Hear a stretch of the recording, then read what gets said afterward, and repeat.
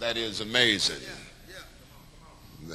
Sometimes we think that the only miracle of Pentecost is that they spoke, but it doesn't stop there. Yes, they spoke, but there was also some hearing. You can't have what you call real communication if somebody's speaking and ain't nobody listening. They spoke and they were heard. And they were heard. In teachers' meeting yesterday, I broke my heart to share this, but I was in a hurry. Normally I'd call ahead and have somebody fix me up. I would call my mother-in-law, say I'm close. What we got in the fridge, hook me up something. And she'd say, all right. But I didn't do that Friday. I was in a hurry. Need to eat. We had state of emergency, and I had to get in and get back here. So I stopped and got me some chop suey. I'm sorry. So I told the man, I said, give me a whole order of special fried rice. I want some egg foo young gravy, and about 4 egg rolls. Jesus.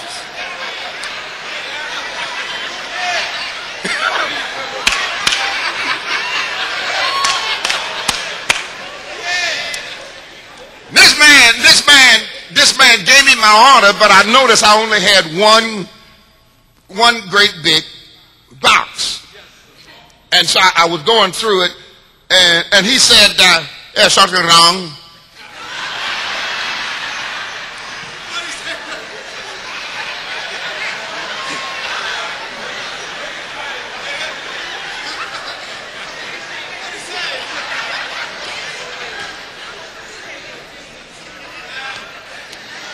I said, I ordered a whole order of special rice, egg foo young gravy.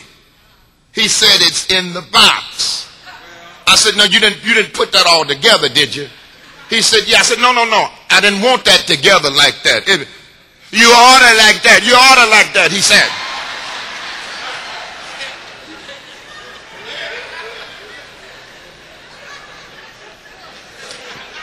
I said, no, sir, you misunderstood me. I'm sorry if you thought, but I didn't order that like that. Nobody, not even black folk, eat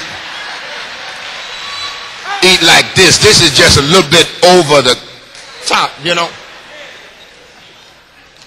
And then he said, because you know it's a zillion of them working in the back, he turned and said, what is hard?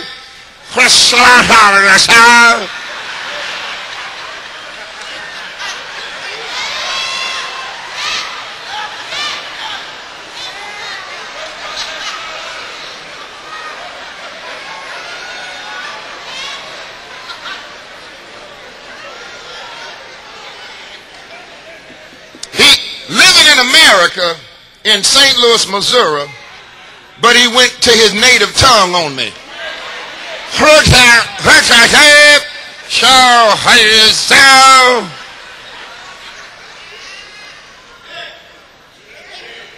We fix. When he came back to me, he said, we fix.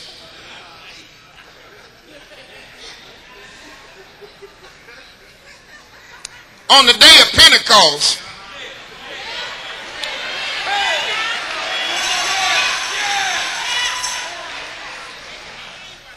the folk that were bilingual were everybody with the exception of the disciples. And there was no way the gathered community could have ever imagined that these disciples who were Galileans, unlearned, unsophisticated men, could have been speaking in their native tongue. And God covered every nationality that was present and gave them inroads into how do you speak somebody else's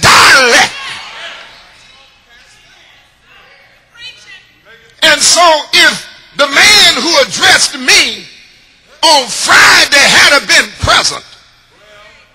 And I would have had the gift to speak what Peter and others were speaking. When he turned and said, "How praise our head on crown," I would have been able to say, "How called his head off, head of ocean."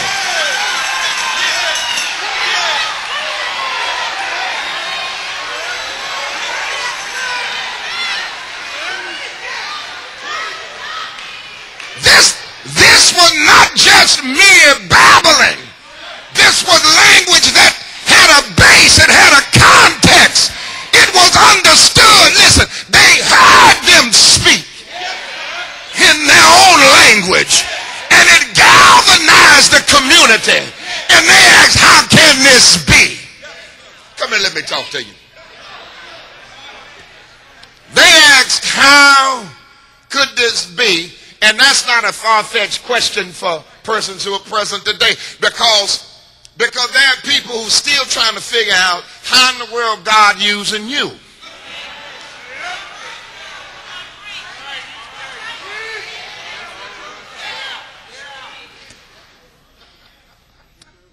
That they know you ain't no more than a peasant Galilean.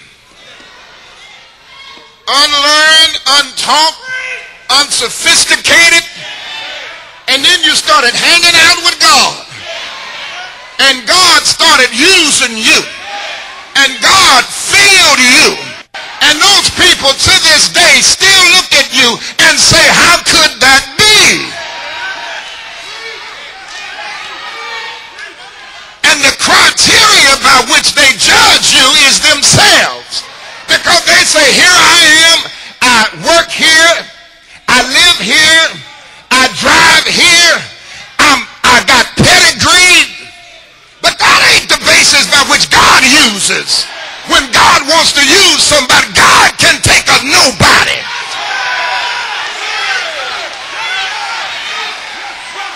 and make them somebody.